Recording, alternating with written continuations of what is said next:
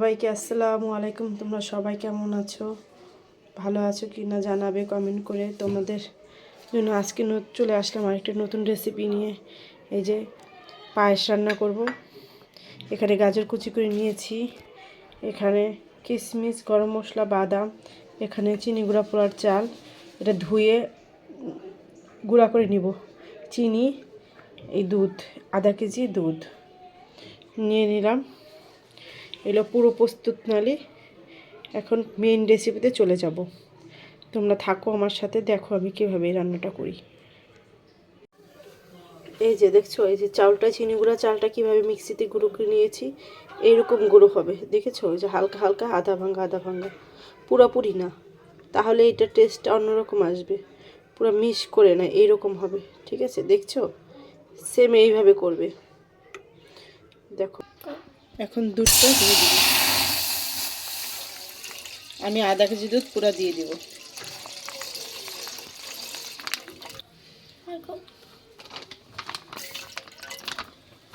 এখন হালকা একটু কুসুম গরম হোক। এখন গরম মশলাগুলো দিয়ে দিলাম। একটা এলাচ, এই যে এলাচটা ভেঙে দিব, এলাচটা একটু ভেঙে দিব ঘ্রাণের জন্য। আর সাথে একটু কেচার, এই যে সাথে একটু কেচার দিয়ে দিবে, যে কেচার একটু দিয়ে দিব। এই যে কেচারটা দিয়ে দিলাম। এখন একটু বলকা, হালকা একটু কুসুম গরম হলে চালটা দিয়ে দিব, দিয়ে দিব। এখন চালটা দিয়ে দিব, হালকা কুসুম গরম হয়ে গেছে। এখন চালটা দিয়ে দিব, মিক্সিতে ঘুরিয়ে রাখা চালটা এখন দিয়ে দিব। এই দেখো, এবার দিয়ে দিলাম।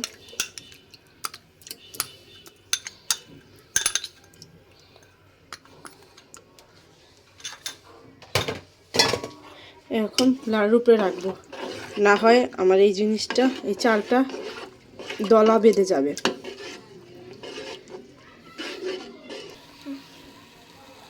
সামান্য একটু লবণ দিয়ে দিব, কারণ মিষ্টি জিনিসে যদি একটু লবণ না হয় তাহলে টেস্টটা ভালো লাগে না। আমি একটু সব মিষ্টি জিনিসে অল্প একটু, সামান্য একটু টেস্টের জন্য একটু লবণ দিই, যাতে টেস্টটা পারফেক্টভাবে আসে।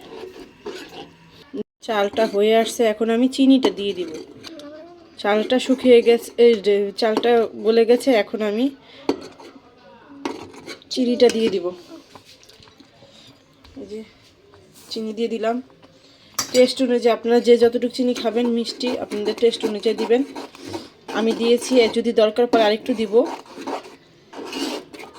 টেস্ট অনুযায়ী। আপনারা যে যতটুকু মিষ্টি খাবেন, অনেকে ডায়াবেটিস থাকে, অনেকে কম খায় সুগারটা, এটার জন্য আমি সুগারটা কম বুঝে দিলাম। এখন একটু কিশমিশ দিয়ে দিব, এখন একটু কিশমিশ দিয়ে দিব, একটু বাদাম কুচি করা দিয়ে দিব,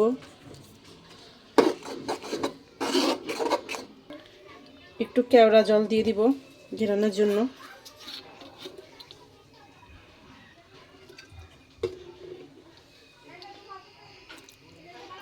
তিন ফোঁটা কেওড়া জল দিয়ে দিব।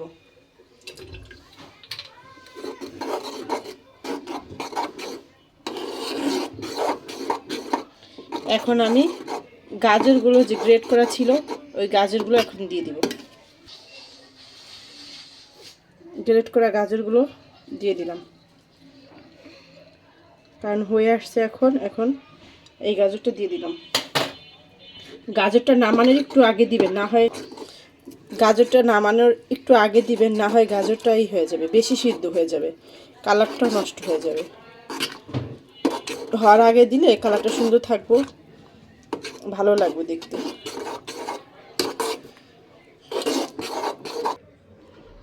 দেখেন একবারে হয়ে গেছে। এখন নামিয়ে ফেলবো। বাদাম সব কিছু দিয়ে রান্না করে ফেললাম। এবার আপনারা ঘরে রান্না করতে পারেন। হয়ে গেল আমার ফিরনিটা। এখন আমি ডেকোরেশন করবো, একটু দেখো তোমরা। এখন একটু ডেকোরেশন করে নেব, যাতে সুন্দর দেখা যায়। এই যে বাদামগুলো দিয়ে দিচ্ছি, কুচি করা বাদামগুলো।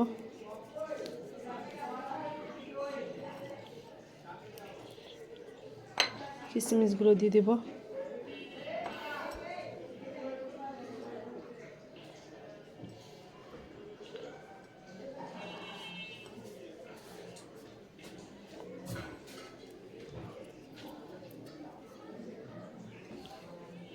হয়ে গেল আমাদের পায়েস রান্না। কার কাছে কেমন লাগছে প্লিজ একটু কমেন্ট করে জানাবা। যদি তোমাদের কাছে ভালো লেগে থাকে, একটুকু যদি ভালো লেগে থাকে প্লিজ লাইক দিয়ে কমেন্ট করে একটু শেয়ার করে দেবা, সাবস্ক্রাইব করে দিবা আমাকে। যে যেখান থেকে দেখছো আমার ভিডিওটা, যদি একটুকু ভালো লেগে থাকে প্লিজ লাইক দিয়ে কমেন্ট করে সাবস্ক্রাইব করে দিবা। এতক্ষণ আমার সাথে থাকার জন্য তোমাদের অসংখ্য অসংখ্য ধন্যবাদ। আমার কথা যদি কোনো ভুল ভ্রান্তি হয়ে থাকে তাহলে ক্ষমার দৃষ্টিতে দেখবা। আল্লাহ হাফেজ।